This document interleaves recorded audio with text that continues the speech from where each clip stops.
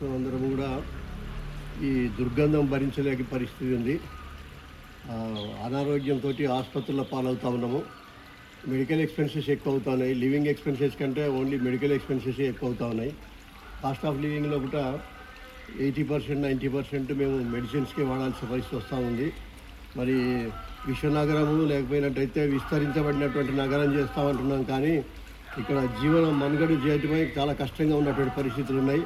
మరి అవగాహన చేసుకొని మరి ఈ 12 కాలనీ వాసులు బాధపడుతున్నటువంటి బాధలు నివృత్తి చేయడానికి సత్వరమైనటువంటి కాంక్రీట్ చర్యలు కానీ తీసుకోకపోయినట్టయితే కాలనీలో ఉన్న అందరం కూడా కంటెస్ట్ చేస్తాము. జిహెచ్ఎంసీ ఎలక్షన్లో ఒకట అవసరమైతే ఎలక్షన్లు బైకాట్ చేస్తాము. ఎంతవరకంటే అంతకపోవడానికి సిద్ధంగా ఉన్నాము.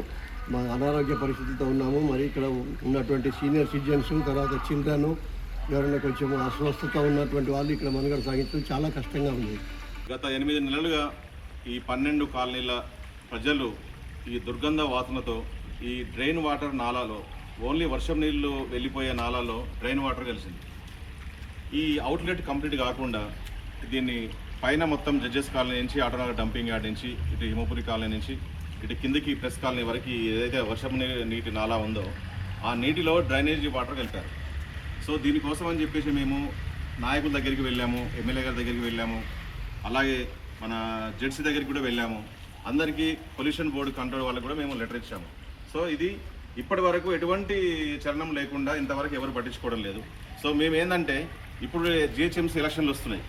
జిహెచ్ఎంసీ ఎలక్షన్లో మనసాబాద్లో మేము మా మనసాబాద్ డివిజన్ కిందకి వెళ్ళిపోయింది. ఇప్పుడు మనసాబాద్ డివిజన్లో మేము అందరము 100-150 నామినేషన్ వేయడానికి రెడీగా ఉన్నాము. అలాగే ఈ ఎలక్షన్లు కూడా బహిష్కరిద్దామని చెప్పేసి మేము అంతా జేఏసీ కమిటీ నుంచి మేము తీర్మానం చేసుకున్నాం. రెడీ ఉన్నాం. 12 కాలనీ వాళ్ళందరూ కలిపి ఉమ్మడిగా ధర్నా చేయడానికి కూడా మేము పాల్పడుతున్నాం. అటువంటి ఇబ్బంది లేకుండా మా ఒక వర్క్ సాల్వ్ చేయడానికి ప్రయత్నించండి.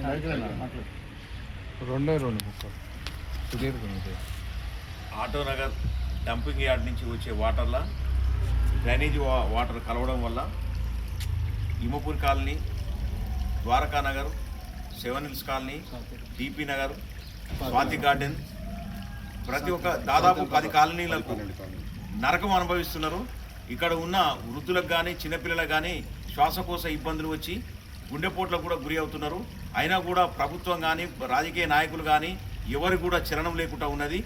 అంటే ప్రజలంటే వాళ్ళకు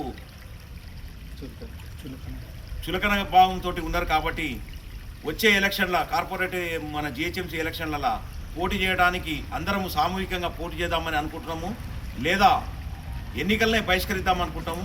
ఎందుకంటే ఈ ప్రజాస్వామ్య దాంట్లో ఎవరు పట్టించుకున్నప్పుడు ప్రతి మానవునికి ఒక హక్కు ఉంటుంది. ఆ హక్కును మేము వెలుపుచ్చడానికి ఏదో రకంగా నిరసన తెలియజేయడానికి మేము ముందుకు వస్తున్నాము.